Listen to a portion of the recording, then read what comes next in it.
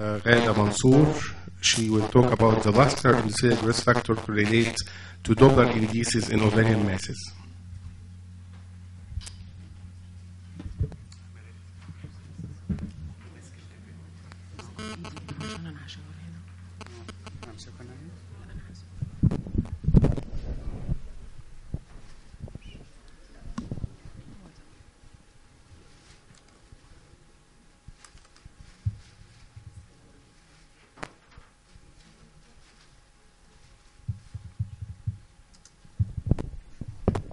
Bismillah ar-Rahman ar-Rahim.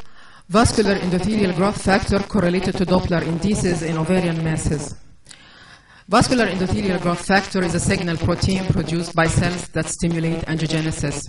It is a part of the system that restores the oxygen supply to tissues when blood circulation is inadequate. When VEGF is overexpressed, it can contribute to disease. Solid cancers cannot grow beyond the limited size without an adequate blood supply. Angiogenesis has a vital role in tumor growth and metastasis, and VEGF represents a potent cytokine in this process.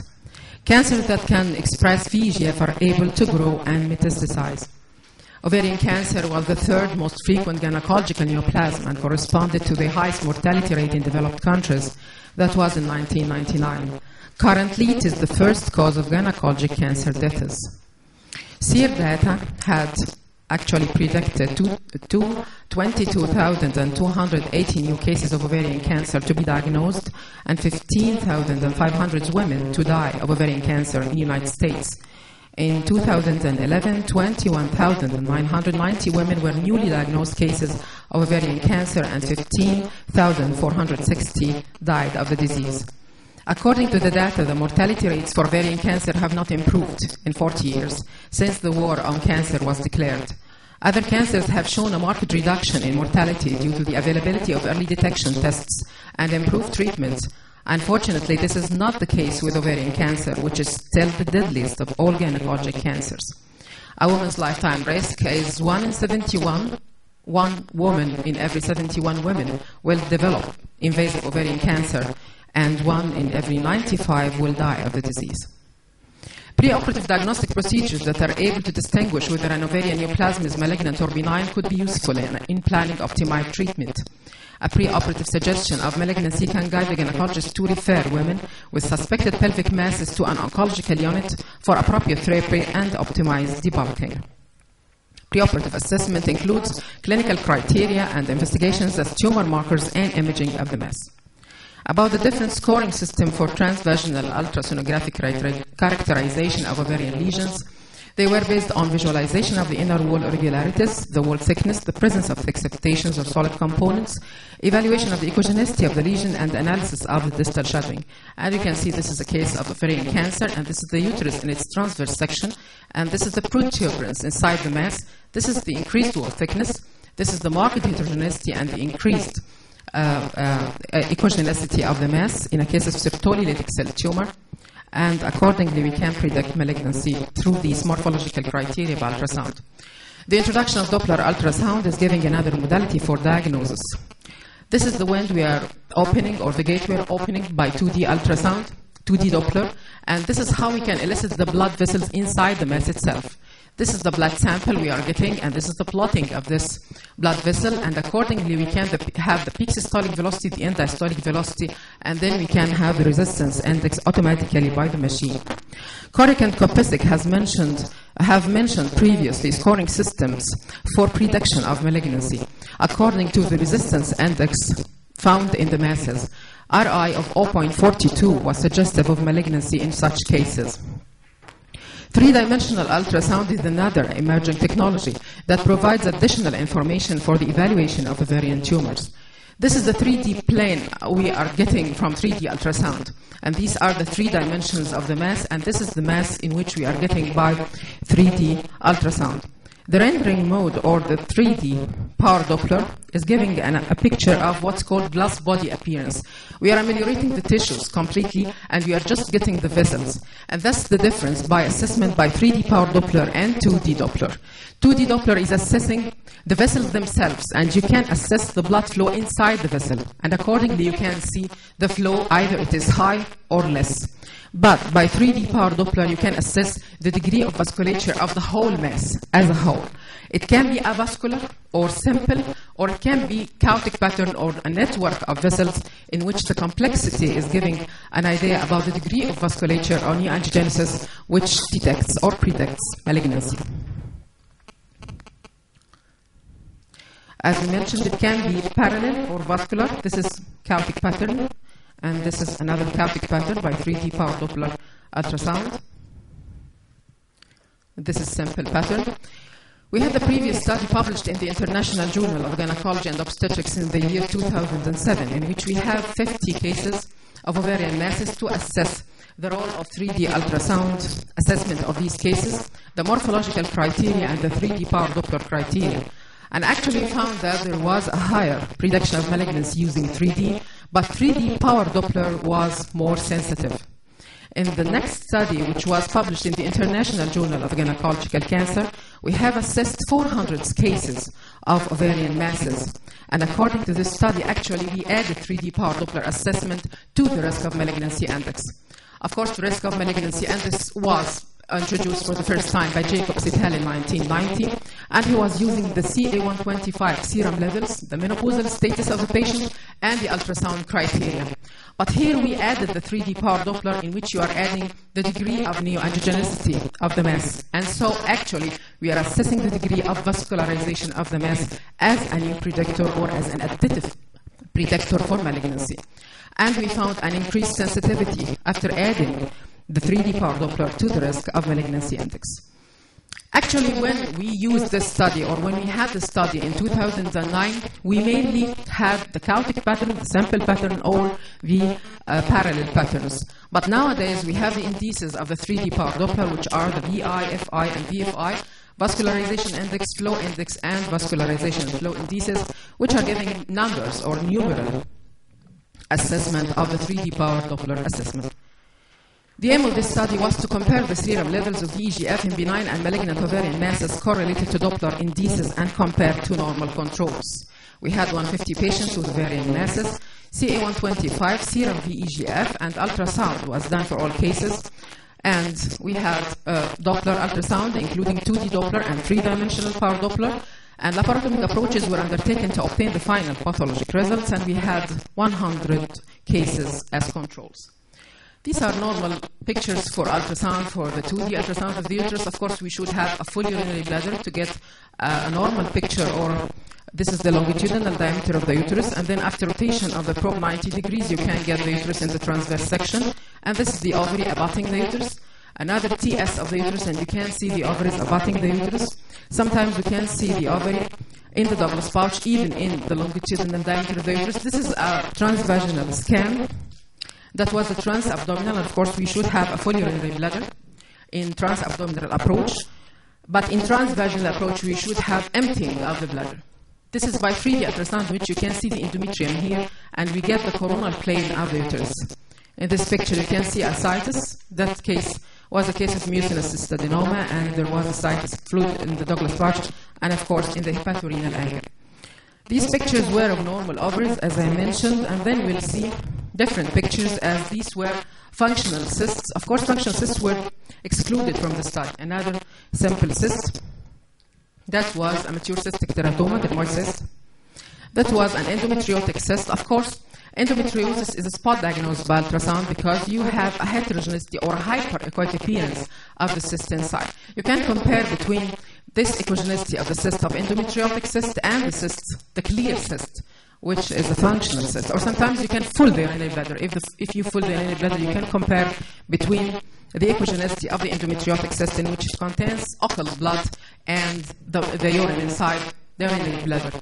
Of course, in cases of chaotic pattern, when you introduce 3D power Doppler, in such a case, you will find avascular pattern because you have just occult blood inside the cyst, and there is no vessels inside. This is the 3D coronal plane of the same case, in which I have the coronal plane of the uterus after magic cut. Magic cut means the electronic scalpel, in which I can ameliorate the tissues around and just focusing on the site of interest. That's a bilateral ovarian cyst. That was a mucinous cystadenoma abutting the uterus in the transverse section by transvaginal ultrasound.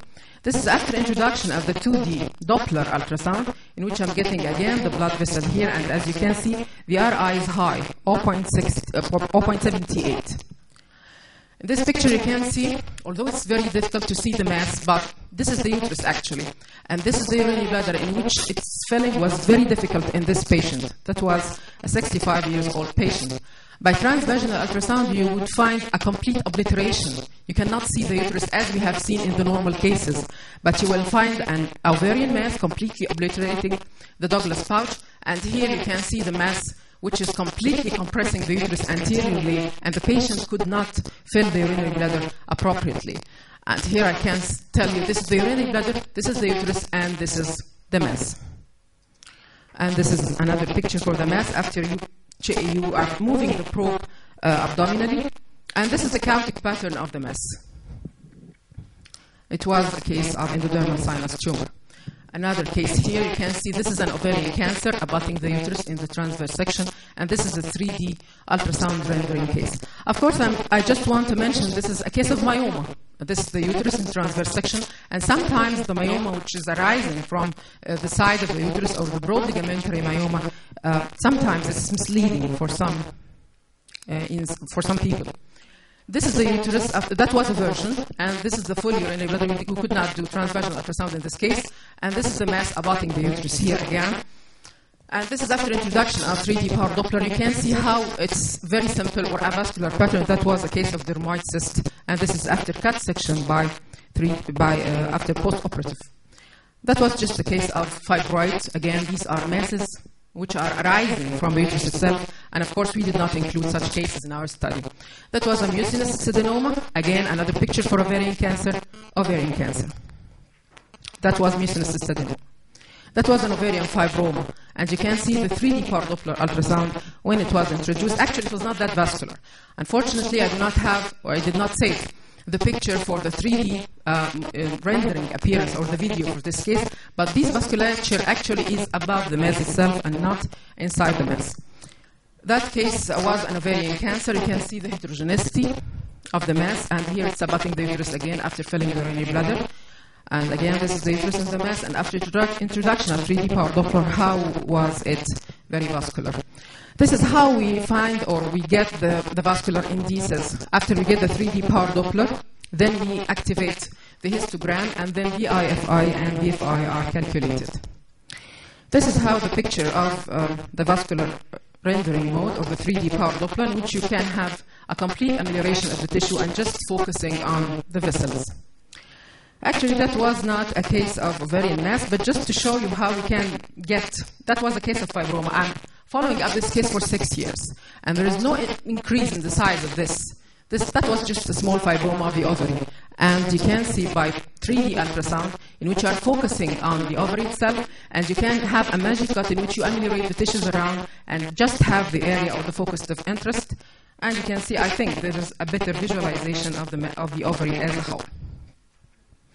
Again, we can compare between fibroma and its 3D power Doppler, cancer and its 3D power Doppler. Final ovarian pathology revealed 73 malignant ovarian masses and 77 were benign. Mean age of benign was 37, of malignant 58, and controls 41 years. Benign cases were either serous adenomas, mucinous adenomas, mature cystic teratomas, fibromas, or endometriosis. And we excluded functional cysts, P-calcium cysts, and of course cases of abscesses or PID. Malignant cases were serous or mucinous adenocarcinomas, clear cell carcinomas, endodermal sinus tumor, dysgerminoma, sertorial cell tumor, or Krachenberg. Of course, there was a significant difference between malignant and benign group regarding CA125. Regarding the 2D and 3D vascular indices, there was a significant difference between both groups. RI was higher in benign cases than malignant. RI resistance to blood flow. The higher the resistance, the less the blood flow reaching the mass. But VI, FI, and VFI, the 3 vascular indices of power Doppler, indicated higher levels of malignancy or in malignant cases than in benign cases. This is the resistance index in benign cases more than in malignant cases. There was a negative correlation, highly statistical significant negative correlation between VEGF and RI. And these are the 3D vascular indices in benign and malignant cases. They were higher in malignant cases. VEGF serum levels in picograms per milliliter were 601 in malignant cases, 218 in benign, and 60.49 in normal cases. There was a significant difference between the three groups. In 12 malignant cases with ascites revealed higher serum VEGF levels with a mean of 801.08. There was a cut-off value for prediction of malignancy by VEGF of 310 picograms per milliliter. All the 3D vascular indices correlated positively with VEGF. And these are the results by our test for correlation of VEGF to the other parameters. The significance of VEGF in the development of ovarian cancer has been extensively studied by many authors, as Harlow et al., and he also compared the malignant cases with the benign cases, and he found higher levels of serum VEGF in these cases. Sedlakova et al. Had mentioned increased levels of plasma VEGF correlated to the level of stage of ovarian cancer. Actually, there were so many studies about VEGF as a vascular permeability factor, and that's the other name of this factor. It increases the permeability, and that's why actually, or that explains the higher levels in cases of ascites, because it enhances ascites and metastasis. Cooper et al. Although also has done the same. They have found more cases, of course, higher serum levels of VEGF in malignant than in benign cases. And he had a cutoff value. Also, he had higher levels with ascites, in which they had 667, and VEGF cutoff levels for predictive malignancy, according to their study, was 380 picograms. And maybe that's very important, that the prognostic value of VEGF, not only as a predictive or a diagnostic marker. In a study for Duncan et al., they used tissue microarray of 339 primary ovarian cancers, and they discussed the expression of VEGF, which was assessed immunohistochemically. And they found that the higher the assessment, or the higher they found that expression of VEGF in the cells or in the tissues themselves in the tumor, the poorer the prognosis. Prognostic markers as VEGF offer an insight into a mechanism of tumor development and suggest potential avenues for the development of new therapeutic agents, of course, as monoclonal antibody therapies, as, of course, bevacizumab and the other group, in which we can assess the response of patients by the levels of serum VEGF. We concluded from this study that we had higher levels of VEGF in malignant cases more than in benign. We had higher 3D vascular indices in malignant cases more than in benign. We had a positive correlation of VEGF with the 3D power Doppler indices. There is a prognostic, or we can discuss the prognostic importance of VEGF, and hence we can use also the prognostic importance of the 3D vascular indices as non-invasive method in which we can assess the degree of angiogenesis. Thank you very much.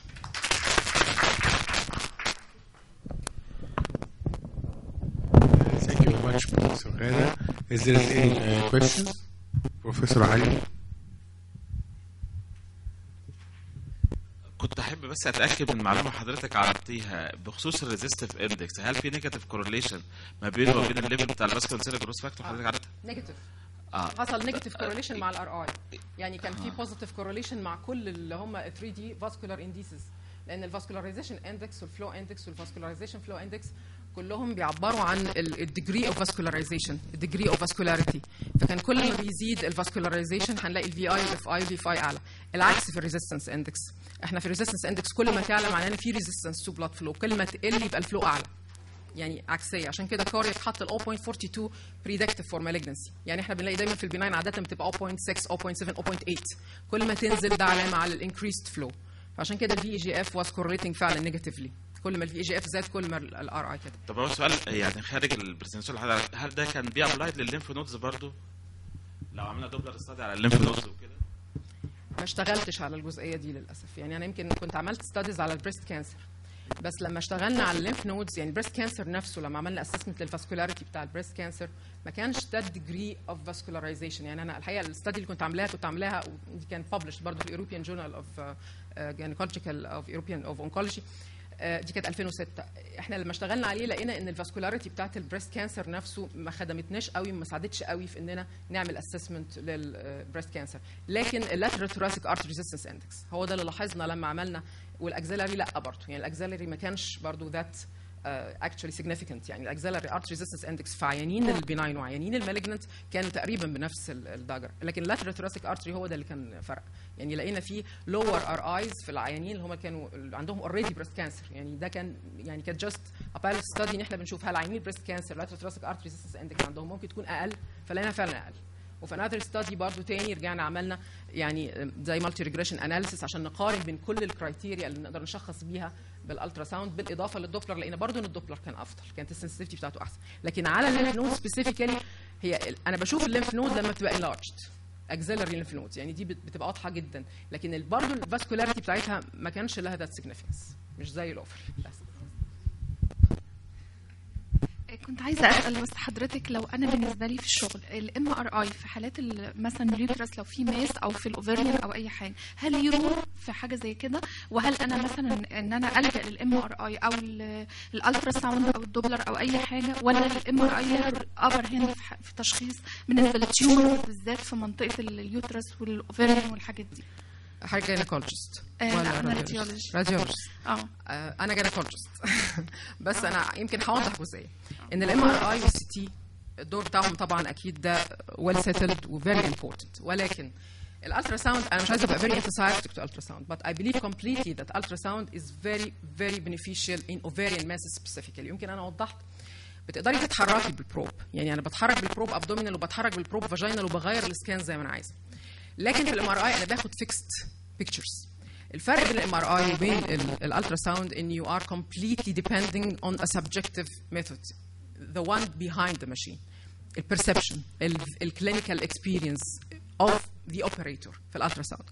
وعلشان كده لو ما كانش، ويمكن ده السبب في ان معظم الانكولوجيست ما بيعتمدوش قوي على الالترا ساوند. يعني في كل الليترشر اللي بنشوفها عاده بيعتمدوا على الام ار اي والسي تي، لان السي تي ممكن يقراها الريجسترار، ممكن يقراها الكونسلتنت، يقراها البروفيسور، يعني ممكن بالليفلز بتاعت الاكسبيرينس نقرا نفس الداتا. ويمكن ده اللي بيخلي الانكولوجيست او السيرجن دايما يلجا للام ار اي والسي تي اكتر. لكن اكشولي الالترا ساوند بالفاسيلتيز اللي احنا شايفينها وبالدوبلر الترا ساوند والهيلب في حته الدوبلر في الانجيجينس او في الفاسكولاريتي، لان الام ار اي والسي تي مش هيدي اي ايديا عن الفاسكولاريتي، دي حاجه. والحاجه الثانيه كونسستنسي اوف ذا ماس، يعني مش ممكن ابدا الام ار اي هو بيوريكي ماس، لكن هو هيوريكي الدرمويد سيست زي فانكشنال سيست زي كلها ماس جاست ماس. لكن انا بشوف كونسستنسي زي ما شفنا، احنا ندخل جوه الماس نفسها ونقدر نشوف الكونسستنسي بتاعت الماس والوول بتاعتها والبروتيوبرنسز اند سو اند سو، وبالمورفولوجيكال كرايتيريا اللي عندنا نقدر نبريدكت مالجنسي اور نوت. عشان كده هنقول بس في ليفل 1 الترا ساوند لو احنا يعني نقدر نريفير البيشنتس as much as we can، علشان زي ما احنا قلنا قد ايه ان الحالات بتبقى presenting very late، فيعني as much as we can not to miss time ان البيشنت اللي هي حاله جاينيكولوجيست مثلا جايه لها في مستوصف او في مكان يعني ممكن مش مجهز او مش مؤهل انه يعمل اوبريشن oncological اوبريشن، يبقى امتى الكرايتيريا بتاعت الحاله دي to be referred، يا اما الهاير ليفلز اوف ultrasound وهاير surgical levels. اوكي ثانك يو.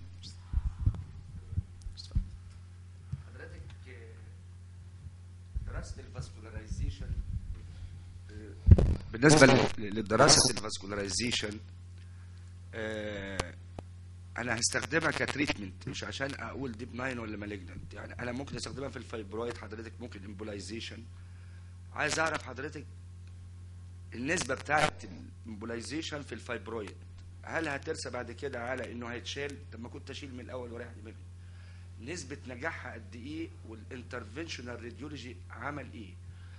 حضرتك انا عندي ماس وحضرتك طلعتها بالسونار العادي الغلبان بتاع الوحدات، طب ما خلاص، ما انا لازم اشوفها بناين ولا مالجننت.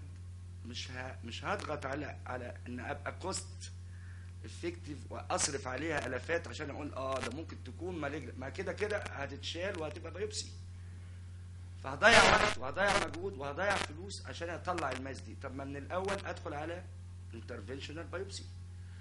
دراسه الفاسكولاريزيشن فور ثيرابيوتيك تريتمنت في الجاينا وصلت لايه؟ السؤال الاولاني. السؤال الثاني، هل انا اكتفي ان انا شخصت ولا اضغط اكتر في هاير سنتر راديولوجي علشان اوصل لحاجه بناين او مالجننت؟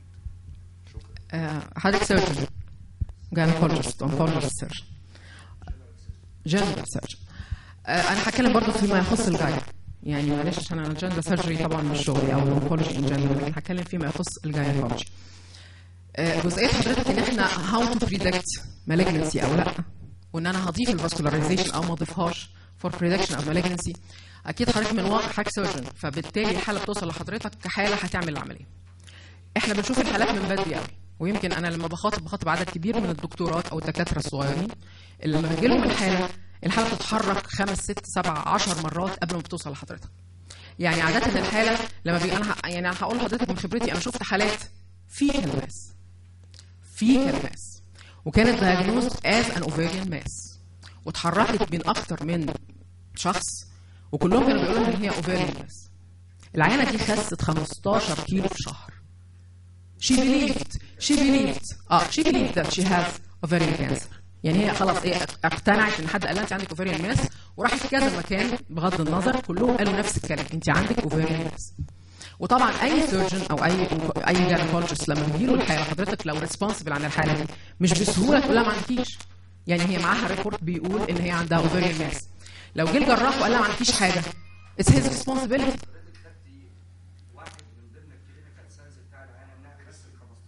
لا يعني انا بس عايزه اوضح، ماشي اوصل للنقطه اللي انا عايزه اوضحها لحضرتك. انا عايزه اوصل للنقطه انه العيانه او البيشنت قبل ما تعمل العمليه اللي هي اللي قايله ان هي انكولوجيكال كيس وان هي مالجنت كيسز، احيانا هي she wants to be convinced.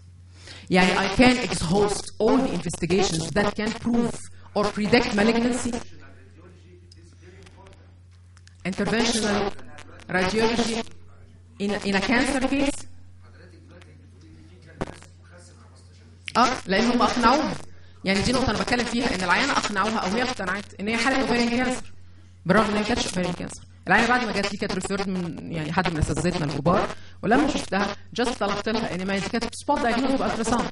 انا طلبت انما وهي بنفسها شافت المنظر وراحت على دكتور جاسترونترولوجي مش دكتور اونكولوجي. فبالتالي حضرتك جزئيه اقناع الحاله ان في اوفيريان ماس either benign او malignant واتس هوستنج الانفستيجيشنز تو بريدكت malignancy or not, this is very important.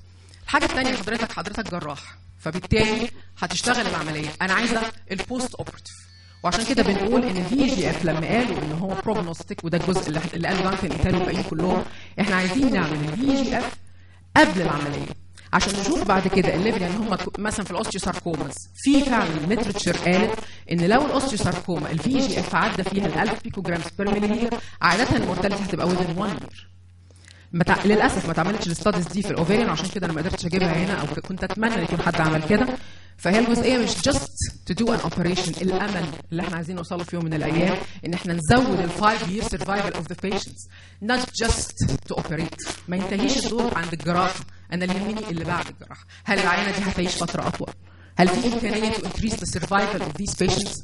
لو احنا بنقول ان الفي جي اف عالي قوي في بعض الحالات، وقلنا النيو فاسكولاريزيشن او الفاسكولاريزيشن ب 3 دي باور دوبلر مثلا عالي قوي، وده فعلا انا الاستادي اللي هي بتاعت 2009 اللي بدأناها من 2007 I'm just still working in some cases and following up these cases. كم حالة بتموت؟ المورتاليتي ريت قد ايه؟ وcorrelated with the count pattern with degree of vascularization of these cases. هل كل فعلا ما الفاسكولاريزيشن تبقى اعلى وكل ما النيو انجيجينسيس كان اعلى، هل ده كان معاه مورتاليتي اعلى وكان معاه هاير او less 5 year survival؟ هي دي الجزئيه. يعني حضرتك انا طبعا مع احترامي حضرتك شخصت الحاله ان هي يعني malignant and you are proceeding in your surgery. I'm actually thinking of the patient, of the case. Post-operatively, how to increase or how to predict the 5 year survival of the case. Actually, this is a highly debatable thing, and we may postpone it to after session. And Professor Ghani Mahmoud, and you are Mahmoud, so you can negotiate it. Actually, we have the pleasure to introduce our last speaker.